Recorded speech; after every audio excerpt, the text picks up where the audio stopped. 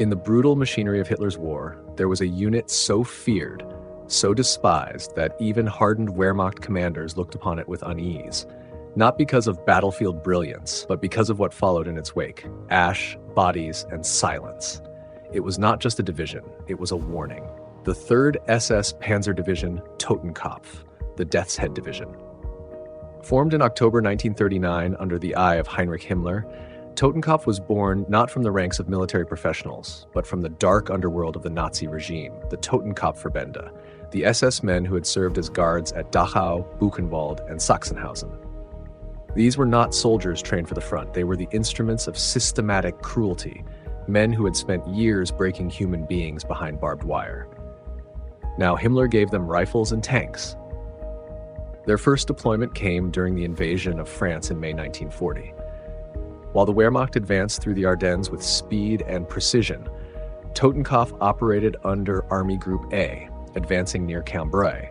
There, they would commit one of their first war crimes, one that shocked even their comrades. On May 27th, in the village of Le Paradis, roughly 100 surrendering British soldiers from the Royal Norfolk Regiment were handed over to Totenkopf troops under SS Hauptsturmführer Fritz Knöchlein. The British laid down their arms, expecting the rights of prisoners of war. Instead, they were marched to a barn, lined against a wall, and machine-gunned. Any who survived were executed with bayonets. A survivor of the massacre would later recall, "We were shot where we stood. Those who didn't die in the first round of fire were screaming.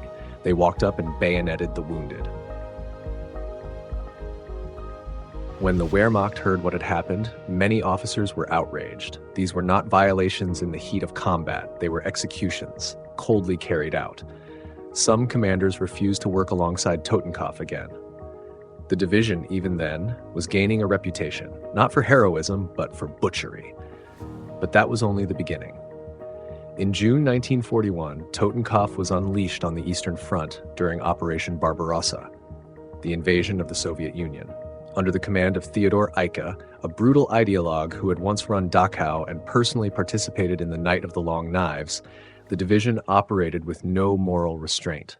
Eicke demanded complete loyalty, ideological purity, and utter ruthlessness. He got all three. On the Eastern Front, Totenkopf was not just another division. It became a tool of extermination. Villages suspected of harboring partisans were burned to the ground. Entire communities were rounded up and shot. In Ukraine, Belarus, and Russia, the division worked hand-in-hand with the Einsatzgruppen, the Nazi death squads responsible for the Holocaust by bullets.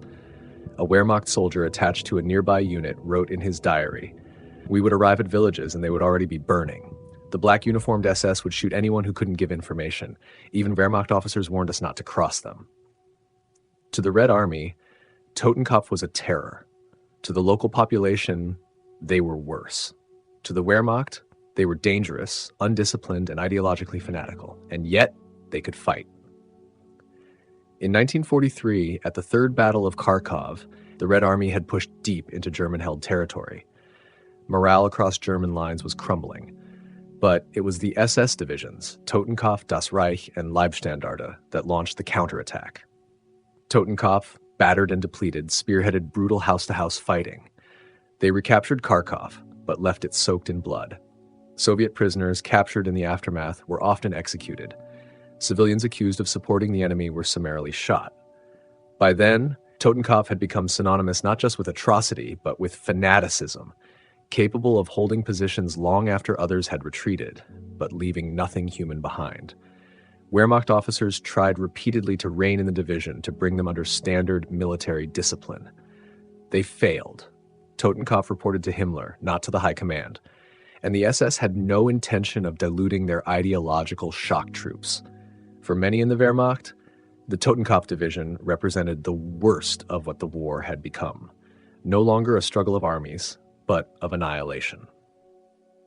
When the Allies landed in Normandy in 1944, Totenkopf was sent west once again. They fought near Caen, clashing with Canadian and British forces in hedgerow country. They resisted with the same ferocity they had shown in the East, but the terror followed them. In the villages of France, civilians suspected of collaborating with the resistance were shot. Entire families were deported or disappeared.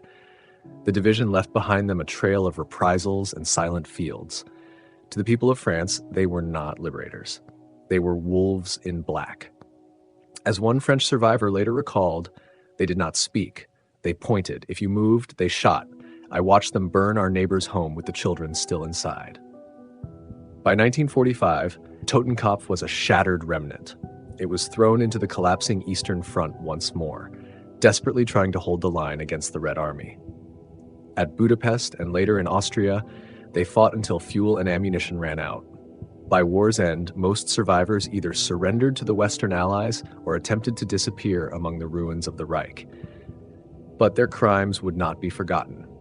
Fritz Knöchlein, the officer responsible for the massacre at Le Paradis, was captured, tried, and hanged for war crimes in 1949.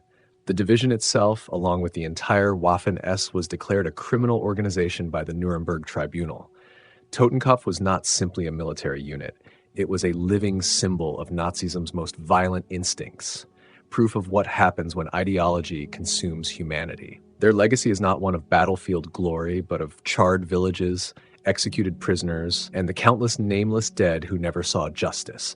In the words of a German officer who once shared a sector with them, they were not soldiers. They were death in uniform. And we feared them, because we knew what they would do when no one was watching. Even in a war defined by horror, Totenkopf stood apart. They didn't just fight. They destroyed. And in doing so, they burned their name into the conscience of history.